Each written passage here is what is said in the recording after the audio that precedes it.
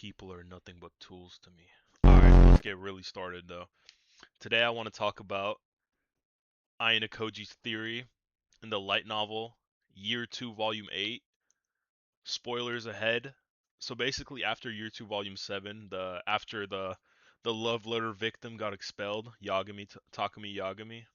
Takuya Yagami, yeah, there, that's his name.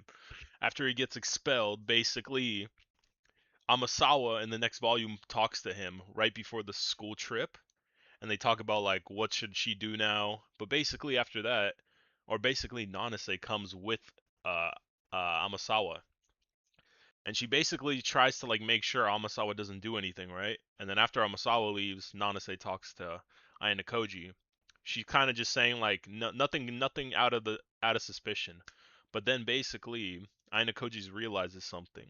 He sees that Nanase is worried about the Amasawa, but she's not really worried about like how he's about to leave school and like how like that's more dangerous than like Amasawa because like they can literally do anything in the outside world. So that basically made Ayanokoji think of a theory that basically his dad isn't really trying to like get him expelled and get him back to the White Room, but he's kind of just like letting him kind of like roam free because like it kind of makes sense because if you think about it, like Tsukishiro as a fucking vice principal, he could have did some crazier shit like in the school. He had so much time. He had like what, like a little bit of the first year, like at the end, and then like a good chunk of the second year to like do something crazy. But all he did was try to fight him, which is like he definitely could have did like made up some lie. I mean, Ayanokoji obviously probably wouldn't have fell for it, or he could have did like a suicide attack, like he got taken out with like both of them. Like I don't know. I feel like obviously like Ayanokoji says it himself. He can do something more crazy. So Ayanokoji points that out, and then he basically tells Nanase that like it's weird that how she's kind of acting like worry about Amasawa but not worry about that. So it's kind of like makes him think. And then basically, yeah. Hold on, let me think about this for a second. What else do I have to say? But well, I want to talk about what I think about the theory, like in a deeper like thoughts I have about the theory, but then I also want to like give you guys the detail. But yeah, basically Nanase like talks like she's kind of trying to like dumb like say like I just didn't you're just overthinking it.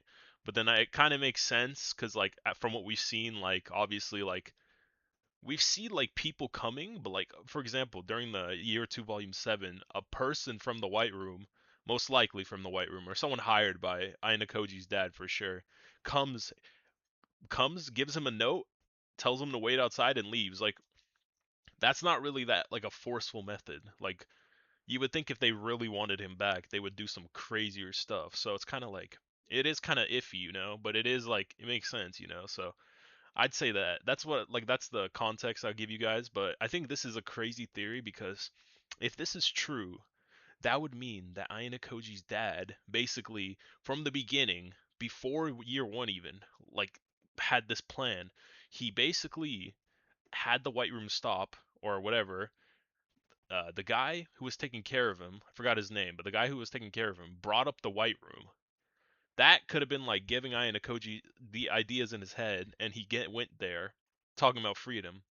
Ayanokoji's dad told him that he like committed suicide, but we don't know that personally. So it's like, it's think about it, like if he did all this and Ayanokoji went to school to like gain more, like go through human interactions, deal with people and all that shit to like learn more and all this shit, and that was Ayanokoji's plan, and then Ayanokoji's dad also knew that he would come back.